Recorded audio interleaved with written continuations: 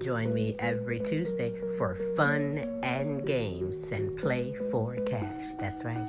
Sylvia Mid, the fun word guessing game is back and you can come aboard and play. It's simple.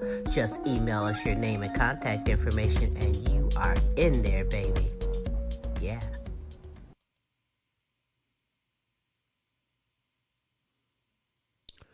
How your lawn looks says a lot about you. So put your lawn care maintenance into the hands of someone who really cares. They're reasonable, experienced, reliable, licensed, and insured. They are Top-Notch Lawn Care of Toledo, Ohio. Commercial and residential services are available all year long. Call or text them today for a free estimate. Top-Notch Lawn Care of Toledo, Ohio. 419-708-0005. Top-Notch Lawn Care of Toledo, Ohio.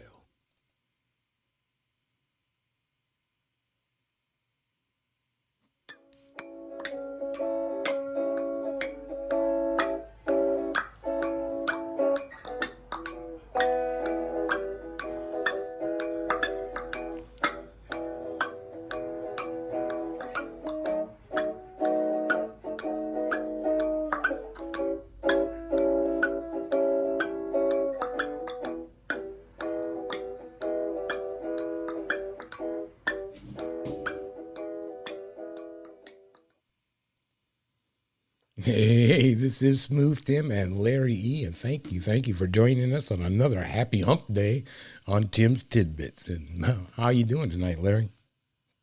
Cool. You good yourself? I am good. We got a little bit of rain up north. I don't know how it's going down your way. Nah, it's pretty dry. You know, it's windy. I'm in where am I at now? I'm out of town, so I'm in Henrietta, Texas. Where in the hell is Henrietta, Texas? I think it's by Henry, Texas. By Henry and Henrietta, they're like related. Are they are they family? Yeah, I'm out in the country. I'm in the boondocks. I'm out here. You silly. I got to keep looking around to make sure Jethro don't run up on me, you know. All right, man. Anyhow, yeah, I mean, it's not bad here. I ain't got to complain. I want to share this here out real quick on my page, and then let's get that going here. There we go. Anyhow, what are we talking about tonight? The insurrection on prime time, the Metaverse explained, New York's new gun laws, and our oil shortage. Do we have one? Or I'm not sure. We'll get into that discussion too. I mean, I guess it's a bunch of interesting topics tonight. I hope everybody enjoys. But anyhow, let's get into tomorrow night is when it's going to happen. 8:00 p.m. Eastern Standard Time. And I mean, every channel in the world is going to be covering this, apparently, except for the elusive Fox network, who probably think it's all a bunch of propaganda. But anyhow, let's take a quick look at what is going on, and we'll come back here and discuss this in just a bit, Larry.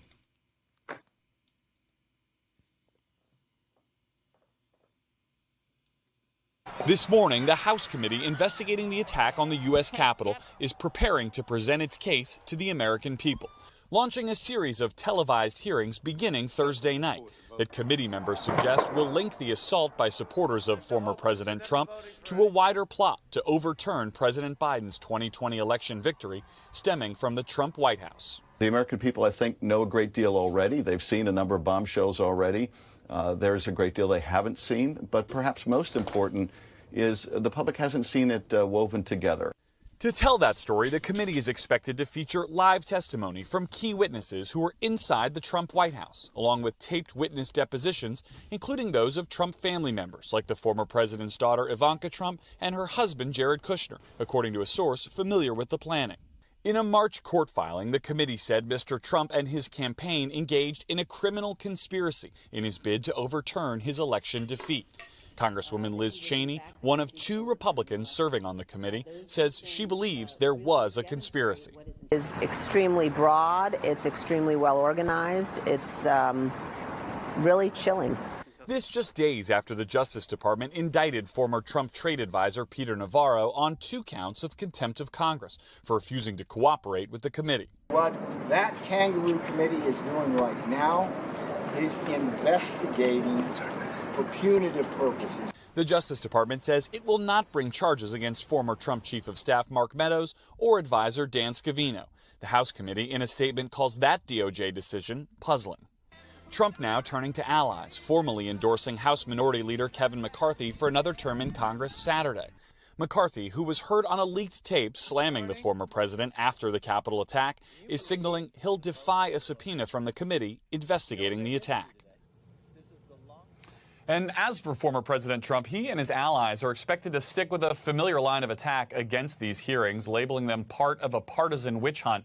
And a new NBC News poll shows more Americans may be agreeing with him, revealing fewer Americans hold the former president responsible for the attack on the Capitol compared to last year. Now, 45% say they hold him solely or mainly responsible. That's down from 52% shortly after the insurrection. Savannah? All right, Garrett Haake, thank you very much.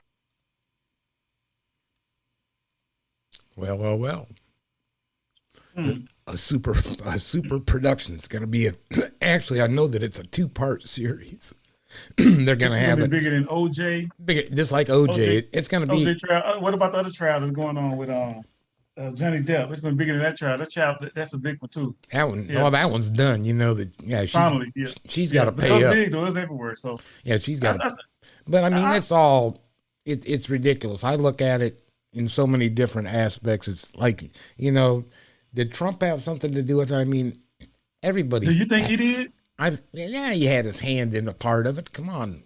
Him and his cronies had a part of it. I mean, was he solely responsible? You can't say that one person was solely responsible. But was there a group of cronies that, invoked all this, gone along with these, what did they call them? These left right-wing organizations, whatever, Proud Boys and some of these others. I mean, come on. I don't think he's responsible.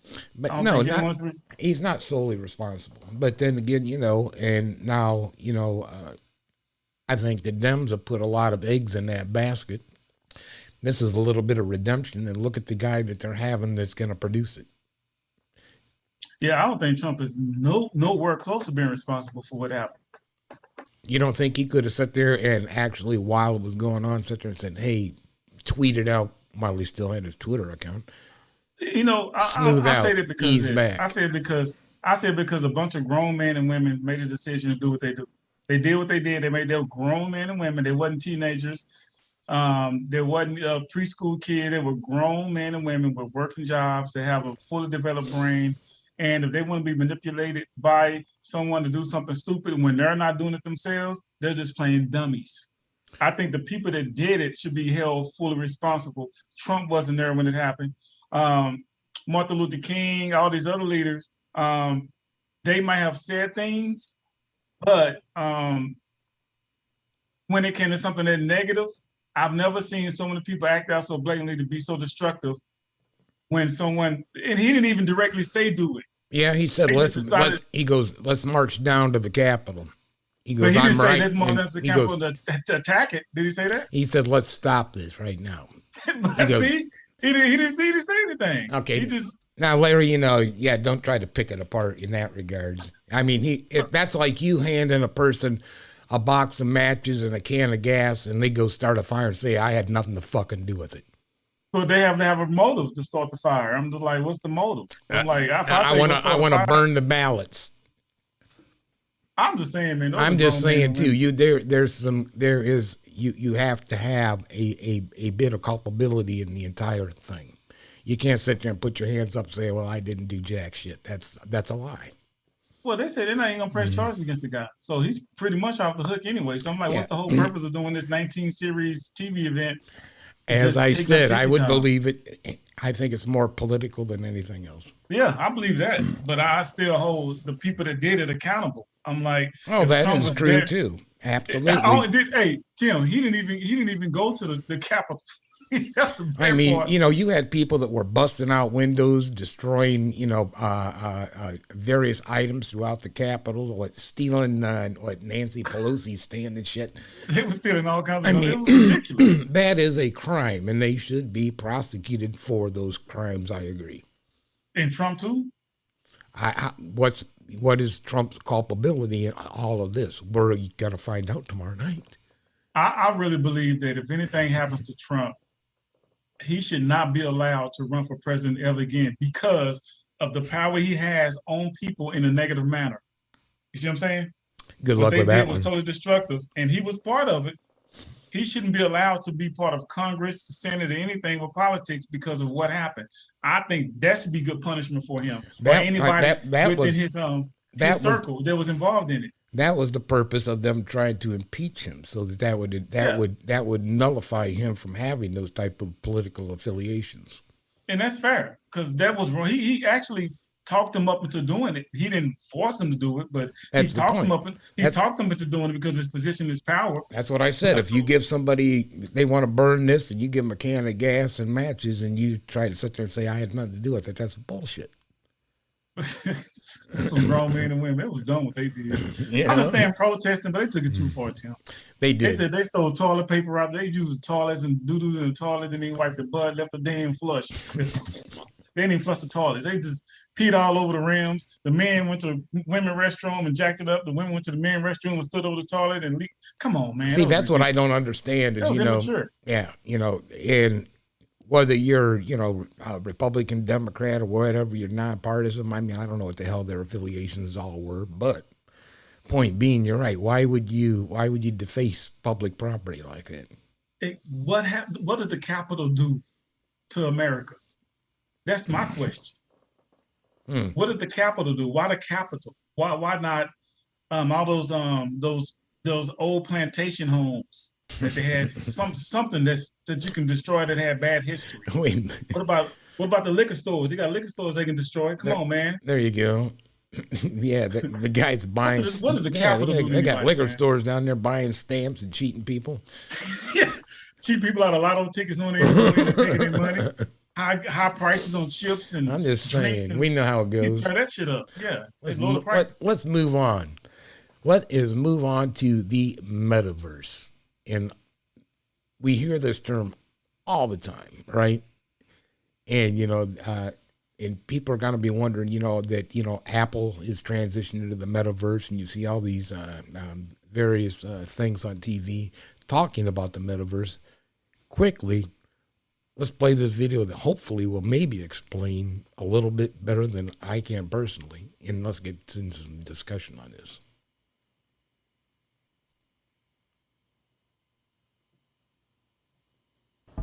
Facebook is planning to rebrand itself with a new name to focus on the metaverse. South Korean millennials and Gen Z are also gathering in virtual alternative worlds. The term metaverse is fast becoming a buzzword in tech and business. But do you know what it means? Here's Reuters' Elizabeth Howcroft. So the word metaverse is quite a broad term, but generally it refers to online spaces that allow people to interact in a more immersive way than a traditional website. This could be through the use of virtual reality, so wearing a VR headset, but people also use the term metaverse to refer to virtual environments where you have an avatar, a little cartoon person representing yourself, and you can walk around and interact with other people's avatars, like in a video game. Fans of the metaverse see it as the next stage in the development of the internet. Your different monitors. CEO Mark Zuckerberg said in July that Facebook will transition from being a social media company to a metaverse company in the next 5 years. They've already invested heavily in developing virtual and augmented reality headsets and glasses, and will reportedly create 10,000 jobs in the European Union to bring their metaverse plans to life. We shouldn't really have to physically be together to feel present or collaborate or brainstorm. And Facebook is certainly not alone. Other investors and companies are getting excited about being a part of the next big thing. The term metaverse is popular in Silicon Valley, with Microsoft also talking about converging the digital and physical worlds. Because of the global health crisis, over the past 18 months, more people have been working from home and going to school remotely, spending a lot more time online and missing out on human interaction. At the moment, we connect with people who aren't physically near us by going to websites such as social media platforms or using messaging apps and video calls. But now some people think there's more demand for online spaces where people's interactions can be more multidimensional and lifelike, allowing people to immerse themselves in digital content rather than simply viewing it. There is also a specific type of metaverse which uses blockchain technology, the same technology that's behind Bitcoin. One of such blockchain-based virtual worlds is Decentraland. In there, users can buy digital assets such as clothes and even land using cryptocurrencies. Fashion companies are noticing the trend, experimenting with making virtual clothing which people's avatars can wear in metaverse environments. While the metaverse offers a new space for people to socialize, trade, game, and even attend music concerts, right now, it's still no comparison to the real world. So you might have seen science fiction films that are set in fully fledged metaverses or alternate digital worlds that are almost indistinguishable from real physical life. But that's still the stuff of fiction. At the moment, most virtual spaces I've seen look more like the inside of video games than real life. Well, what do you think? That's funny, man. It's like a video game for a grown person. I'm like, you say the digital clothes and you can put clothes in your avatar. You know, it makes life fun. Yeah, but I mean, could you imagine? Did you hear that? The part that astonished me is, you know, that you can, with your cryptocurrency, you can buy land. So you can be a landowner, and then you can in the metaverse. You can in the metaverse, and you can probably parcel it off and sell land to people. On metaverse. On the metaverse, and you've got these fashion clothes you can buy on the metaverse. And it will be interesting. I mean, to talk about, you can attend the concert. So I mean, what, you're just gonna like put on this virtual reality headset and a pair of headphones rather, and you're just gonna be like front row in front of a concert. That'd be a trip. Well, I guess I mean, I've done VR before, and I mean, it's really kind of odd because I mean, you kind of lose dimension. I mean, you know what I mean? Yeah. Well, I guess you know, I'm down for evolution. I think the concert thing would be a trip because the person that's throwing the concert would some way have to get themselves into the metaverse. Because if I got into the metaverse, I went to a concert. I want the person doing the concert to be in it with me. So they would have to be at their concert in a metaverse performing, not some fictitious metaverse avatar with clothing on. I'm like, if you're gonna do it all the way. Like it's a movie called Ready Player One. They already did this. Yeah. It's a movie, yes. Yeah, that's the same thing, and it just made it all like reality, and that's what they're trying to how can I say it, copy or whatever. And if it works, it works. I'm down with it. I'm not saying I will be involved in it, only unless it has some touch of real reality, because it's nothing but a video game. It reminds me of The Matrix, right? Mm-hmm. Like all of a sudden you're in a game, they got to plug you in, and I mean, wait, I mean, is it that far fetched? I mean, they're already talking. We talked a couple of shows back about where they're implanting computer chips and shit in people's heads, right? True. What was the other movie with Arnold Schwarzenegger that was in it too? Forgot the name of it. Oh, Total Recall. Total Recall. So it's been out there. The plug in. It's been movies, so we've seen similarities, stuff that's close to it. But the closest thing we got now to the metaverse is what we're doing now. This is considered something close to the metaverse. It's basically going to have your avatar, my avatar. We're going to be avatared out. I find it interesting though that they talked about you know, COVID creating, you know, a social separation, and people love to go into this environment. I find that just a little bit weird that I'm going to put on it, that I'm going to get into this metaverse environment, and now I'm around people, I'm all happy and gay because now my friends are near me. It's a small number of people that are introverts compared to extroverts. You always see big concerts, big gatherings. People love to get out and be around people. Yeah. And a small percentage want to be by themselves and be inside. So it's a very small percentage. They won't make money on that because of people want to be out socially. So, I mean, I've been an extrovert all my. I mean, look at you. We're doing what we're doing because we like being in front of people and doing shit. Yeah, and I just happen to be in another state. And I'm in another state, so that's the way it goes. But I can do this with you. Is we have like a live show and like a whole panel and had like an audience. Yeah, we could have like a huge audience and be just like on the Tonight Show and shit. Yeah, I'll be down with that. So I'm an extrovert myself. So, mainly, yeah, it is interesting. It's going to be a very interesting thing, to see what levels they actually take that stuff to. Technology's a bitch. It should grow, and I'm looking forward to it. But I find, back to the point that people can monetize off of the whole thing too. And how many, what did they say, designers and people are deciding to jump onto this BS. Well, it'd be a good way to invest some money right there. Hey, they said they're creating jobs too. Creating jobs is very important. Think about these college kids or even some adults with those type of skills to be part of that. Let's give them some jobs, man. Let's boost this economy. Get people, put some money in people's pockets, man. You know what? We could do it. Let it, once it gets halfway popular, you and I will do this shit. All right. And then we'll go to like the Salvation Army and pick up some clothes. We're going to Metaverse one show. We'll Metaverse a show, but we'll be all right. Yeah, I'm just gonna have. I'll probably be big old John Young muscles. I ain't gonna have these. You think they got a Salvation Army or Goodwill in the Metaverse? Yeah. We could pick up some clothes. I'm a Metaverse with a better body, a younger, strong, with muscular body, veins and stuff. All vascular. Yeah, I'm gonna have my traps will be way up here. I'll be turning like this. What you think? What do you want? Oh man. Hey, well, we're doing all right. Anyhow, I know everybody's seen this shit on the news. Oh, here we go. It's going to get serious. It's going to get serious. And New York decided, there's been talk bantering back and forth about, the gun laws and the increase in shootings. And I mean, everything's true, don't step on my Second Right Amendment, right? And we understand all this, but New York took it to another level, man. They said, well, it's all in for us, I guess. Check it out. Governor Kathy Hochul is in the Bronx today, signing the sweeping gun control legislation passed at the midnight hour last week by state lawmakers. The 10 new bills will strengthen the state's gun laws. Morgan Mackay is live in the Edenwald section of the Bronx with more. Morgan, what do we know here?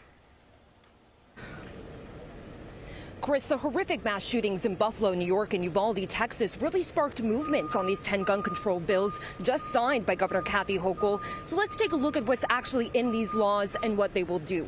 New York will prohibit the sale of body armor for civilians, require a license to purchase semi-automatic rifles, make threatening mass harm a crime, and will strengthen the state's red flag laws. These new bills will also require new pistols to be equipped with micro-stamping technology, which uses lasers to imprint markings on a firearm, making it easier to trace guns. And New York State will be raising the age to buy semi-automatic rifles to 21.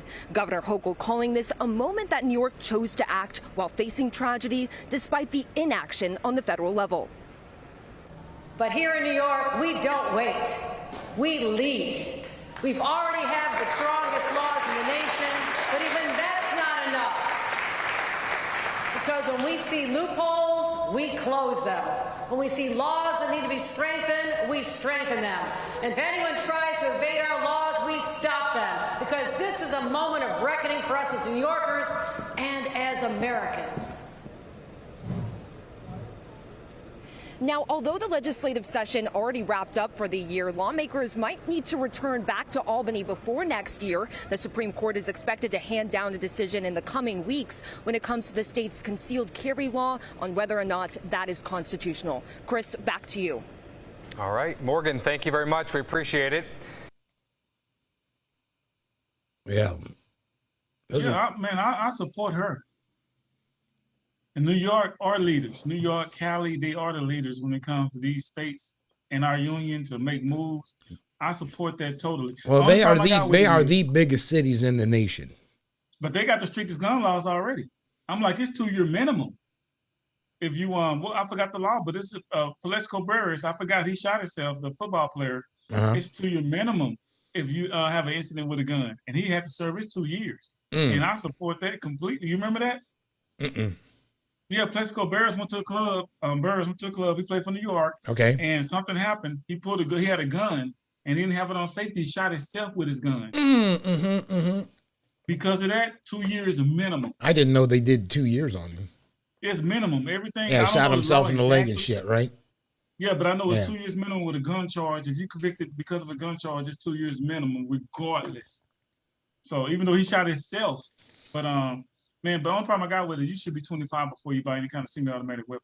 Well, the thing that I don't understand, Larry, I can deal with 21. You say 25, but my God, I stand on my belief that from 18 to 21, a male is still not fully matured.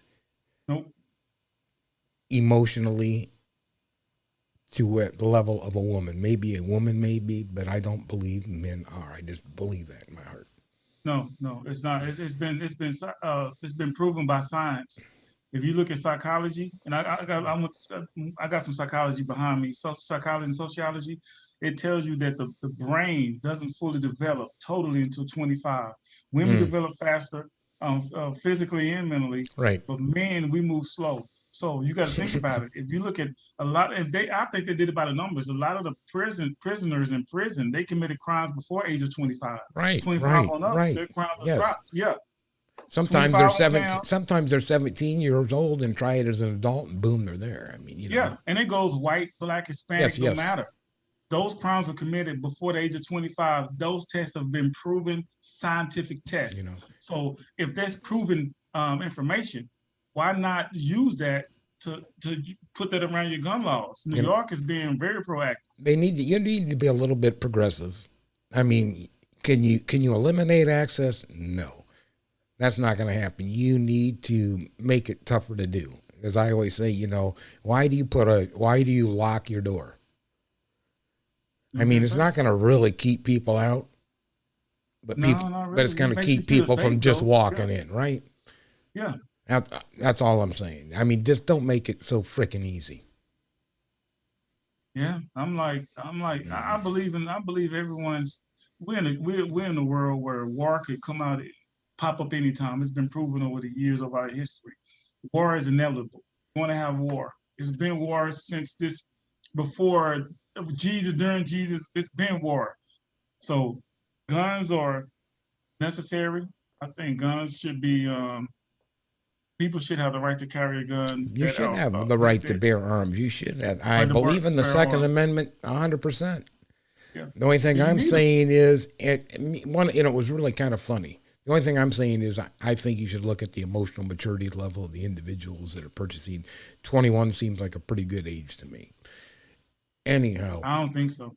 Anyhow, back to I heard one of the representatives who's kind of against this idea say, well, I don't believe in it because now you're infringing on the constitutional rights of individuals by changing that law. But then change the rights. They did it for abortions. Let's change it for this too then. They've done it for a lot of things. Exactly. Let's change it for gun laws. Yeah, you've decided that 21 is a drinking age, right? Or whatever. You've decided that 16 is a driving age.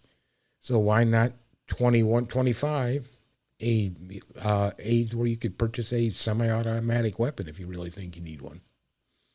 Why do you need one anyway? I don't know. I haven't figured that one out yet. Like I said, I can do everything. I can do everything with my 870. I'm gonna tell you something. I can shoot slugs. I can shoot birdshot. I can shoot buckshot. I mean, I can kill any animal there is and protect myself. So what else do I need? I can tell you what everybody needs. In a home, you need a shotgun. Yeah, that's what I'm talking about. You need a good 870 that does everything. That's all you really need. Listen, with a shotgun, if you charge it, somebody in there, you charge that shotgun, they're gonna hear that. That's gonna scare them. You need a shotgun. Now, if you're walking around, you can use a 6-shooter, or just a Smith & Wesson 6-shooter, or just a regular gun with a safety on it. That's the other thing I kind of laugh about. I mean, I don't know if you've taken any courses in shooting, but I mean, if you've got a weapon in your hand, you should be able to hit something, right?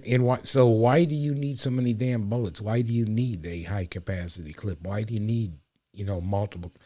I mean, if you can't kill a guy in 2 bullets, 3 bullets, I mean, throw the gun at him and knock him out or some shit because you can't shoot. Why don't you throw the gun at him and you don't knock him out? And you pick it up and listen, if you got a gun, you can't shoot him with 1 or 2 bullets at close range. You don't need that gun. That's what I'm saying. That's what guns are for. Close range. AK-47s and all that crap. That's military and spy type stuff and maneuver type stuff when you're in the secret agents and all that crap. You work at McDonald's. Yeah, we don't live in that world. You're right, 100%. Yeah, you doing that M16A2 when you work at McDonald's. Come on, bro. Chill out, dude. That's silly. You working 5 below, but you walking around with a semi-automatic banana clip with 1,000 rounds. Why? But I'll be interested to see how it comes through. You know what happens. I doubt very seriously. Excuse me. I doubt it might get through the House.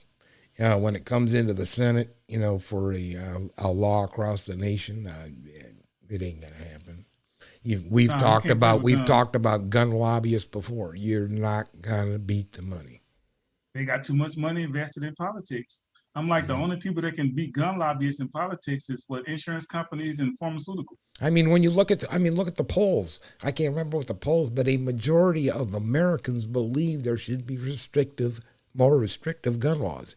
Yet your representatives aren't listening. Why do you think they're not listening? Well, I mean, they're probably weighed down from their wallet. I don't know. No, Tim. The pharmaceutical companies and the insurance companies and all these companies and gun lobbyists, they're the ones that put them in office. The money is coming from them to get them in office. They need their money to be in the Senate, be in the House, be president. They're the one paying for them. The biggest contributions to someone's campaign is from those 3 or maybe somebody else outside of that, but it's usually pharmaceutical, insurance, and guns. Well, sometime we're going to have to get into the conversation of why the hell there's lobbyists in Washington to begin with. Yeah, don't nobody want to be poor. That's why. Nobody want to be. I never seen a broke politician. I ain't never seen anybody that's on the House of Representatives, a federal lawyer, a federal judge, or in the Senate, or president broke. Never seen them. I've seen broke professional football players, basketball players, rappers, singers, actors. I've never seen a broke politician. Because they can pass and write laws. And did you see? And I didn't even save a clip on this one, but I mean, speaking of, that was in Wisconsin, where that guy had been went into his home. Zip tied his ass to the chair and shot him, boom, boom, boom. But the cops came. He offed himself, but apparently he had a list of other hits that he wanted to make on, like, you know, the different leaders within the state. And there's all kinds of nutcases out there. That's what I say. How do they get freaking weapons? Apparently he was in front of the judge before, and I don't know what the case was. It'd be interesting to know. But how could he not get red flagged? That's what I'm saying. Restrict the gun laws a little bit. If you red flag somebody, what are the procedures that you have to follow to make sure they don't commit a crazy gun crime?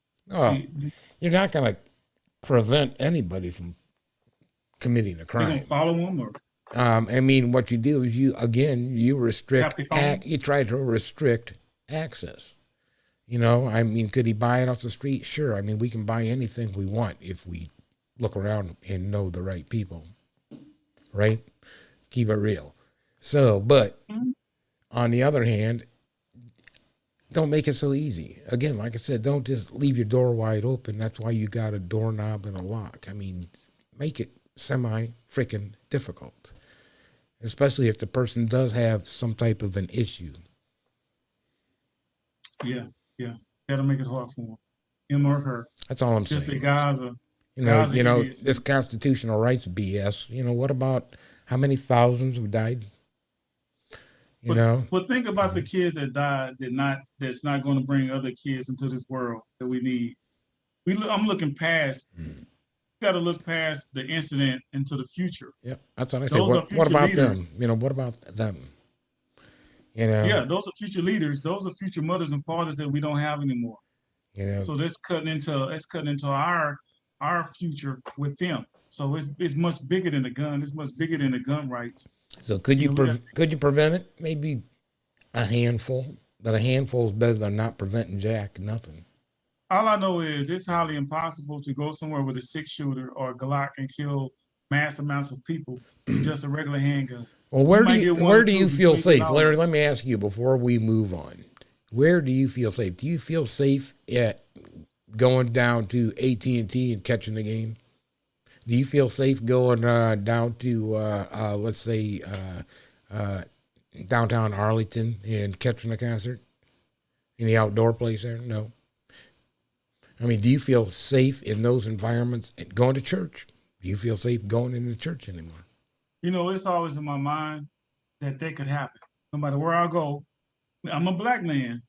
Okay, I got one. I'm already on high alert, and then now that they got this racial thing going on with the racial killings, I'm high alert now that anywhere I go, especially I'm in Dallas and in some areas, I'm on high alert that it could happen.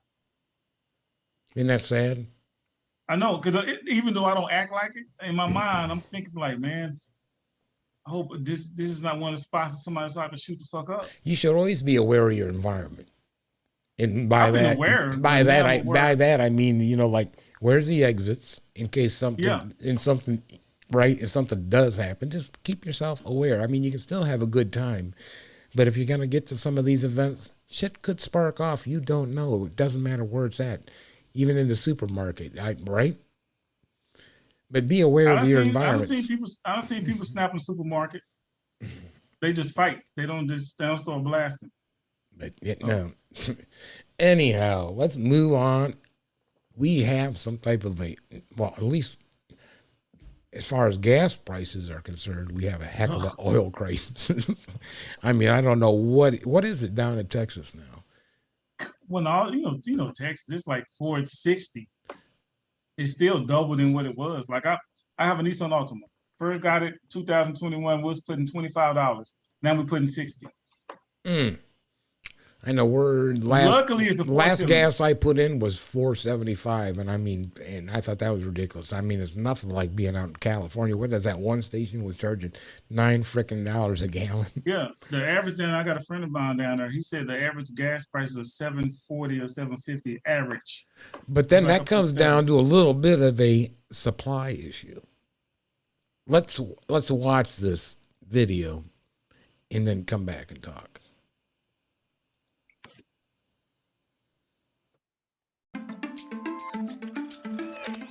Why are U.S. oil companies not ramping up production to cash in on record high gas prices? It seems like every day we hit a new record at the pump, and you would think oil companies would race to snap up land and drill new wells. But many companies report they're sticking to their previous plans for growth instead of quickly ramping output. That's despite the fact that the price of a barrel of crude oil hasn't fallen below $100 since the beginning of May. So why aren't they drilling more? In a survey done by the Federal Reserve Bank of Dallas, oil executives blamed Wall Street. Close to 60% cited pressure to maintain capital discipline. According to economists, the energy market has been volatile in the past, so investors are looking for companies to pay down their debt and pay off shareholders instead of investing in new wells. It's not all bad news. OPEC Plus agreed to increase supply this summer. The group of oil-producing nations said it would raise by 50% an already planned production increase. But the announcement has done little to move the needle. In fact, oil prices rose after that news came out, which means this could be a pretty expensive summer for drivers. With the Why, I'm Brandy Smith. No, that's interesting, isn't it? Yeah, they don't want to put out more gas in Texas. And like we talked about it before the show, that's why gas prices are high, because we're exporting in more than we shipping out more. So we gotta add the money that it's costing them to bring it in. All that goes to the consumers, because they still got to make their certain percentage. We have to pay the difference. Absolutely, yeah. And it's interesting it's interesting that they have, you know, an obligation to their investors. So why are you not pumping more oil? Because you'll drive down the, you know, the price of the barrels, all this other BS, and then our people that are invested in our company aren't going to get their green. I mean, it's amazing. And yeah, and we do, I looked it up real quick. Last year, Larry, we imported 6.11 million barrels. imported 6.11 million. Our export was 2.9 million. So we imported a lot more oil than we exported. And it kind of goes to your question, why is it so expensive in California? Because they get their oil from Canada. But you know what, Tim, though? That's smart. That's smart for them to maintain the discipline, because these companies are giving us all this oil. Mm-hmm. We're paying it, consumers. They're paying for some of it too. But think about it. Think if we're preserving all this oil, they giving out all this oil, it might come to a point in which they got to come to us, and we got to export that to them. So then we can bring their price. Not we, the company that's exporting the oil will have this big amount of reserve compared to their reserve. Then they can raise the price and profit more. See, the thing about it is, since we importing it, we're taking the cost. The company's importing, we're taking the cost, and we get hit. The company that's exporting it is not exporting a lot of oil, so they're not exporting. They're not using the manpower. They're not using the resources to spend money to ship it out. So they're saving money. They're saving money. They're saving oil. They're bringing it in from another company. The consumers are getting slapped in the face with it. It might come to a time where those companies, those areas might not have their reserve rights. So then we're going to say, America, to come say, hey, we got this, we'll help you out, pay these prices. Now they getting hit. I wonder how much they paying. I wonder how much the company that's exporting to us, how much are they paying for gas? Are they paying just as much as we paying? Let's watch this video.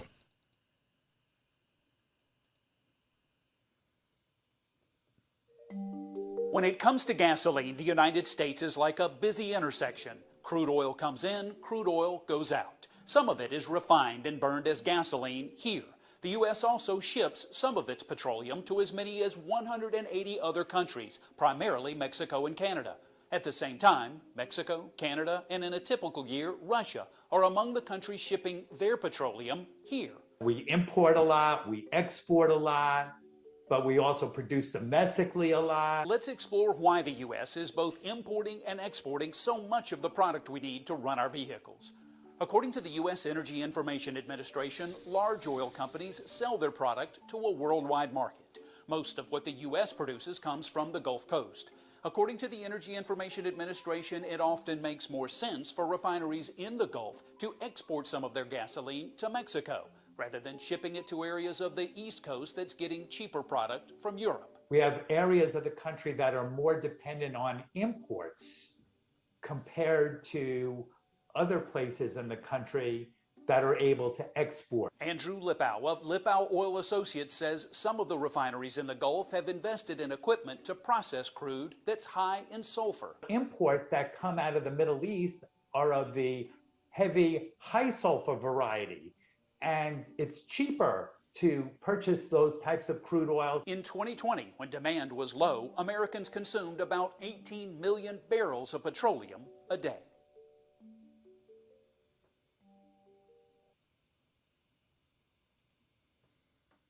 Well, what do you think of that? Pretty much spot on. It makes sense. Because that's why they're giving just Mexico most of the oil, because it's closer, it's cheaper to give it to them, it's easier to give it to them. Yeah, it's a trade agreement. And, no matter what they're charging them. And it's one hand washes the other. Okay, well, we want this particular product from you, blah, blah, blah, blah, blah. And I understand, why they do it. You just can't cut off the oil supply we have to everybody and say, screw you. Well, it's business. It's all business. And it's all, it's interesting, though. They mentioned in their other one about the, what is it, the World Oil Collaborative or whatever they mentioned. And that's interesting. And it's probably, I would imagine it to be kind of like grain. I'm going to pre-sell my grain at, how many billions of barrels, so to speak, at $80 a barrel, right? Mm-hmm. Okay. Now, so I see that the price of oil, I'm making an excuse for the oil companies here. Mm-hmm. The price of oil now is over $100 a barrel. Yet my agreement's for $80 a barrel. Why would I want to continue? Why would I want to do that? Yeah, but what I see and what I've heard and what I think that's true to me, that importing oil from other countries doesn't really cost as much. Much to the company that's bringing it in compared to what it's costing us as consumers using it. See what I'm saying? Right. It makes more sense to import it because the cost is carried on to the consumer. It's not carried on to the importee. You see what I'm saying? So why would you not do that? Yeah, I don't know how the oil companies do the imports and then they do that, but they just don't want to. I can understand where they don't want to contribute more than they already pledged, so to speak. Yeah, because why would I want to take a $20, $30 a barrel loss? No, I wouldn't want to do that. No, and why not give it to Mexico? And Mexico is right across the border, so they're doing that purposely. They got an agreement with Mexico. It's not going to cost them much to give them petroleum. So I mean, and the trouble is, and you know, they got us by the short hairs as consumers. Yes. Yeah, because think about it. They're not exporting much, only to Mexico and whoever, somewhere close, and they're importing more. And America, this country is still saving all their reserves. And it's a supply and demand issue now that they're talking about wanting to cut Russia out of the mix, right? So now you have a supply issue. And we already know what a supply issue does. It drives up freaking prices. Yeah, and if this country just go ahead and use the crude oil that we have here and go ahead and ramp it up and start using the stuff we have, it won't cost as much as importing it. Well, then you got to go to the oil companies and convince them that take a little bit of a loss and help us out. No, it's not in business. You don't do that. Wait a minute. No, I'm sorry. Let me think that one bit else. Sorry, I can't see that happening. Ain't no business gonna say help. Ain't no business gonna help. I'm finna. No business is gonna say I'm finna help out the little guy. I'm not gonna help out the consumer, because if I help out the consumers, that means I'm not gonna be in business long. I'm losing money. That's business. Why not export their oil and then give the consumer all the prices and then keep our reserve and just send it to Mexico and then charge them their money? I'm like, they ain't trying to help us out. And it goes out to, they vote for all these politicians. They always doing all these other things. I'm vote for this and go for this. I'm gonna change this. Let's fix these gas prices. Ain't nobody fixed that yet. Well, we have petroleum here, Tim. If we use our petroleum here in America and disperse it and give it out to all the union, the countries here in this union, the gas price will be cheaper. But the reason gas price is high is because they export it in there and they carry the cost on to us. But there's a reason for them to export too, because we may need a product of yours. It's a scam. It's a scam. It's business. But it is Don't business. You love business? But it not necessarily. Not when I have to pay for it. Yeah, then I don't love it. Jacked up. Then I don't love it. Not one. So no. It's wrong, but it's business, man. You gotta love business. If you don't love business, then you can't love life. Speaking of business, that leads me right into one of my favorite parts here, and that would be behave yourself. The asshole award. I'll look forward to these. I got to get me one of those. Something. An asshole award. You got to be something with fitness or something like that. No. Anyhow, check this out, because somebody got themselves in a big jam.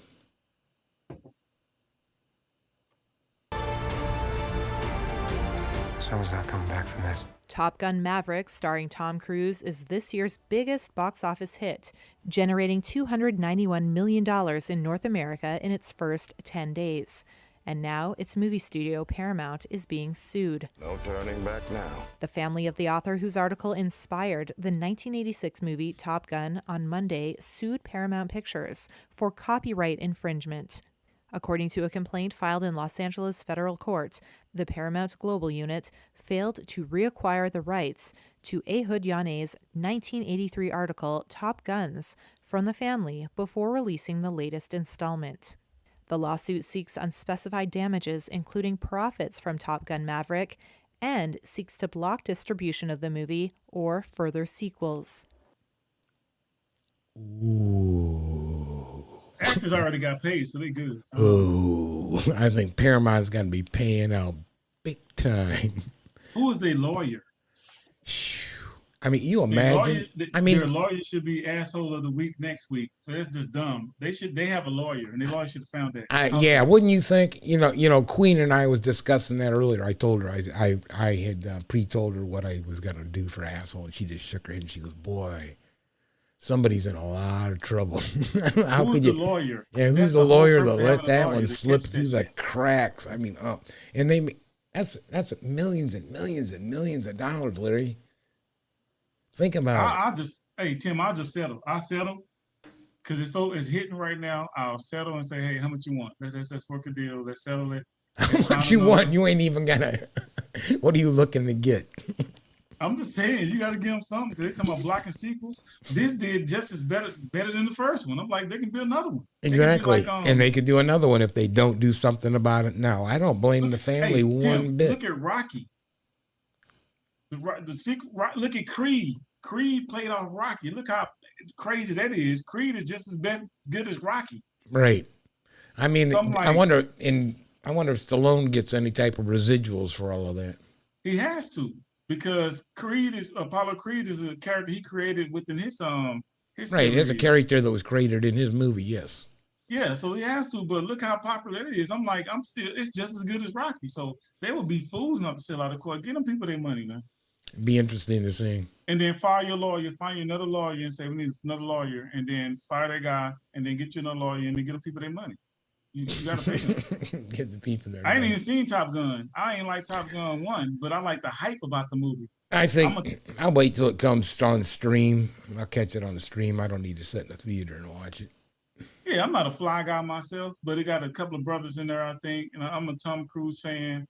I mean, he has good action movies. There's no doubt, but I mean, I might go see that. I'd rather go see the one of the new Marvel movies that have some really interesting shit going on. Before Doctor Strange one was good. Doctor Strange was good. So yeah, the Metaverse that we talked about. Yeah, that was good. That was good. So it was kind of like what we were talking about. Yes. Very entertaining. Very entertaining. Did it correlate with our earlier conversation about the Metaverse? Yeah, it's like they went to different universes with the same people, but it was avatars, different clothing, different. It was like New York, but it was a bubble New York or a popcorn New York. So the same idea. New York.